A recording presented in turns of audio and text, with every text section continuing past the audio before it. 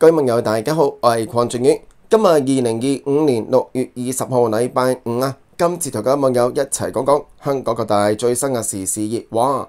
咁啊，先講講經濟情況喎。咁啊，繼續結業潮。咁啊，據報今次呢係有燒肉放題店啊，最終宣布全線結業㗎。係點樣嘅消息呢？同各位一齊講講。咁啊，另外呢亦都講講啦，熱話喎，有關01嘅跟進報導啊。咁啊，話説呢有個青年呢俾人偷咗身份證。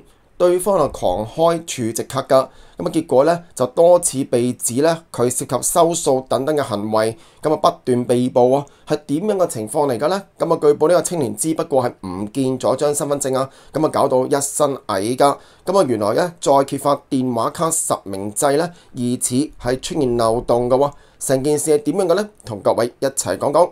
咁啊另邊廂亦都講講香港各大最新嘅時事熱話。講落去之前記得撳訂閱，免費訂閱鄺俊宇嘅頻道，睇廣告越長係對鄺仔最大嘅支持啊！衷心多謝各位老友記。事不宜遲，先睇睇呢一則最新消息。根據經濟日報嘅報導，咁啊燒肉放題店啊叫做燒雲啊，咁啊據報全線結業㗎。咁啊尖沙咀店6月下旬都執笠，咁啊佢開業16年㗎啦，咁啊高峰時期咧擁有多達4間分店啊。內文提到啦，近年餐廳接二連三結業啊，其中開業16年嘅燒肉放題店燒雲啊，咁啊講緊咧近日宣布尖沙咀店將會喺6月下旬啦係結業㗎，咁啊意味住呢一間曾經擁有4間分店嘅品牌咧，即將全線結業啊。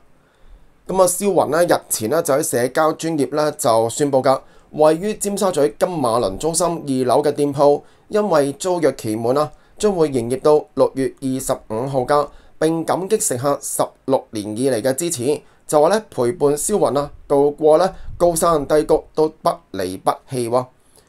咁我翻查資料咧，燒雲呢一間嘅燒肉店啦，喺2009年喺上址開業㗎，當時咧個名原本叫做燒雲1啊，咁啊到2010年嘅高峰期咧，集團除咗尖沙咀店之外咧，咁啊另外再設3間同樣主打燒肉但唔同名嘅分店㗎。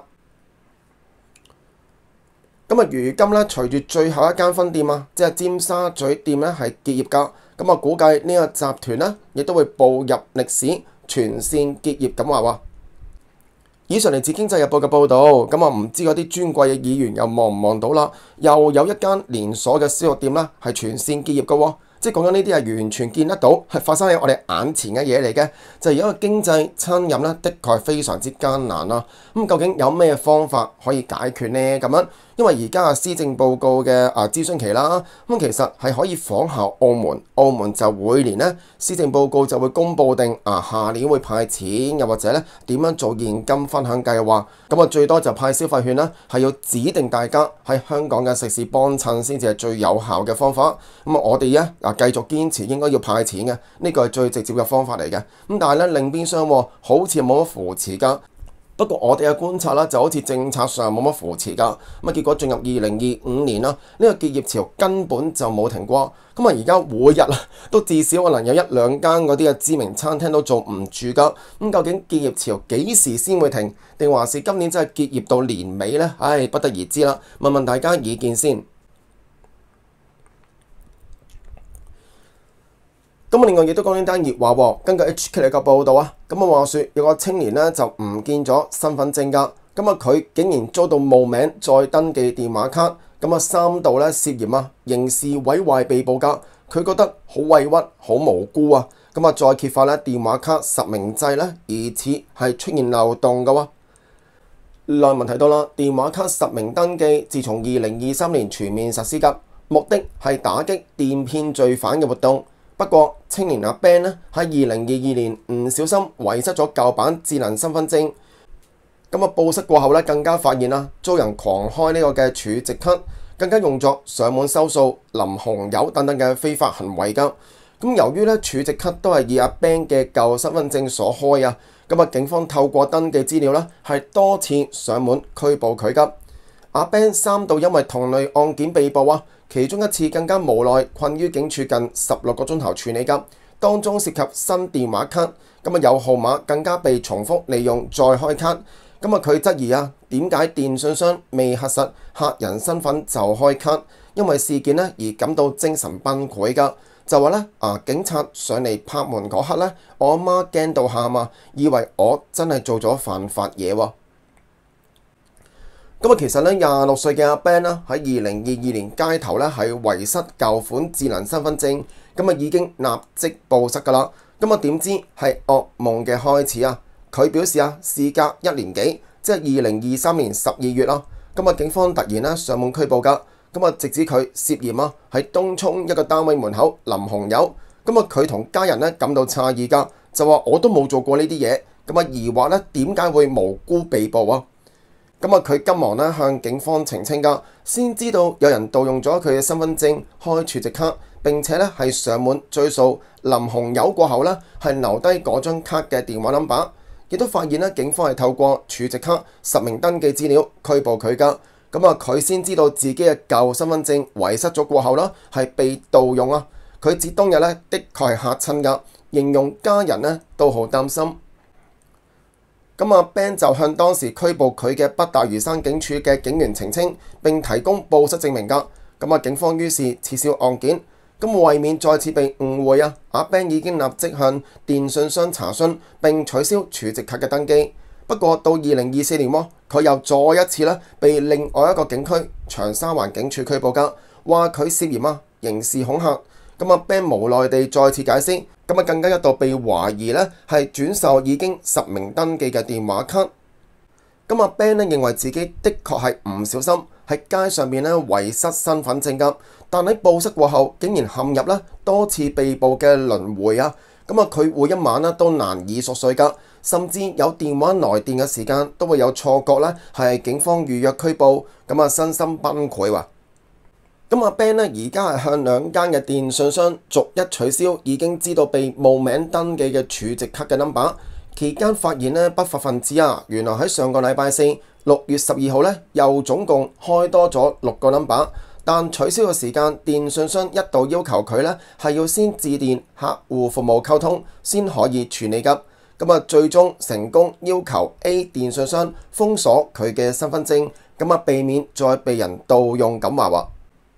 咁阿 Ben 亦都話啦，曾經諮詢過律師㗎，但未有方法可以解決呢件事啊。咁啊更加冇可能逐一向全港每間電信商查詢有冇被冒名開儲值卡㗎。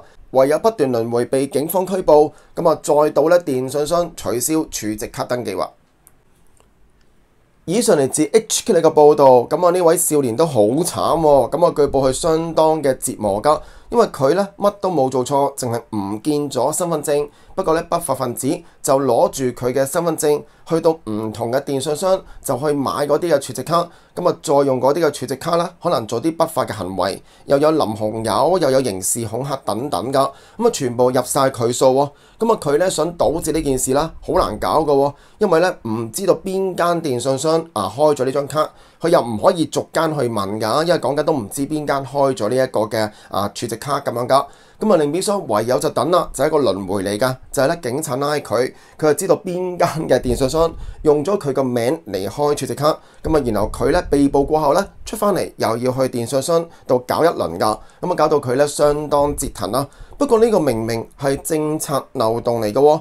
咁啊，之前搞電話卡實名制啊，咁啊明明按道理咧嗰個嘅電信商都要睇住個身份證係咪嗰個人先能夠開個 number 俾佢㗎。咁啊，另邊廂呢單嘢好好笑㗎。以前就話咧未有實名制，所以好多電騙案。咁啊，而家有實名制都好咧，嗰啲嘅電騙電話咧更加多㗎，仲多過以前喎。咁啊，希望咧阿 Ben 透過01嘅幫手報導過後啦，各大電信商可以睇一睇相關嘅資料，咁啊主動地咧禁止呢一個嘅舊嘅身份證登記啦。如果唔係咧呢位嘅青年阿 Ben 咧真係好慘啦。咁啊，另外亦都講緊呢單嘅消息喎。根據 HK 嘅報導咁啊有關簡樸房規管制咧出爐㗎。業主會佘慶雲估計2029年將會牽嚟咧劏房結業潮㗎，幾萬位住戶被逼搬走，房租估計由3500蚊變成8000蚊喎。內文提到啦，政府向立法會提交咧簡樸房規管制度嘅條例草案，咁啊計劃2026年3月1號開始展開12個月嘅登記期㗎。咁啊，第2年再設有36個月嘅寬限期，咁啊，俾業主同埋營運者可以改造至合規格，咁啊，再向政府申請認證。咁啊，寬限期完結前半年啦，即係2029年9月開始叫倒數期啊，禁止已登記但冇有效認證嘅單位訂立新租約，到時啊仍然未完成嘅租約亦都會終止。咁啊，香港業主會會長佘慶雲估計，咁啊，倒數期咧就會係劏房結業潮嘅開始嘅時間，將會有30%啦需要大執收嘅劏房退場㗎，還原為無分間嘅單位。咁啊，或者有幾萬劏房戶咧需要再搬走㗎。佢估計合規格嘅簡樸房嘅租金係會大幅上漲。有劏房業主表示大執收到合規格咧，估計都要40-50萬元㗎。聽聞其他嘅劏房經營者咧打算退場咁話。以上嚟自 HK 嘅報導。咁啊，據報咧立法會咧正在咧係審理緊呢個簡樸房規管制度嘅條例草案。咁啊，當中提到咧2026年3月1號咧就開始有登記期啊。咁啊，目標咧喺2029年9月左右咧就做個倒數期。咁啊，倒數期過後咧就再冇劏房，告別劏房啦。咁啊，聽起上嚟咧本來好事嚟嘅喎。不過咧有一個實際嘅需要㗎，就係講緊到期時咧有機會咧獲得認證嘅簡樸房，即係唔叫劏房，改名叫簡樸房。咁啊，劏房問題咪唔存在啦，係咪？咁啊，講緊咧簡樸房個租金咧就有機會加到8000蚊都說不定嘅喎。咁啊，另邊廂估計咧大量嘅原本嘅劏房業主咧有機會退場㗎。因為咧大執收要使幾廿萬，不如算啦，唔租出去啦。咁啊弊啦，唔租出去咧，本來住緊劏房嗰啲人咧，有機會又要搬嘅話咧，又要揾啲更加貴嘅簡樸房，甚至可能冇地方噶嘛。因為講緊咧有好多嘅業主唔再租啦，咁嗰啲人住去邊度呢？咁樣咁呢個情況咧，亦都成為咗近日嘅熱話㗎。咁啊，業主會會長佘慶雲就估計咁啊到期時咧幾萬位住戶咧有機會被逼搬走嘅喎。咁啊，唔知各位網友點睇呢？當然啦，仲有尊貴嘅議員把關噶嘛，係咪？即係尊貴議員睇下點樣審理呢一個嘅情況，同埋點樣避免會唔會有幾萬位劏房住戶最終會因為呢一個改變而變得冇地方住或者被加租嘅呢？但願唔好啦，係咪先？不過有議員嘅智慧應該可以解決到呢件事㗎。唉，咁唔知各位網友點睇呢？不妨留個言傾下偈。我係鄺仔，我哋下次短片繼續傾偈。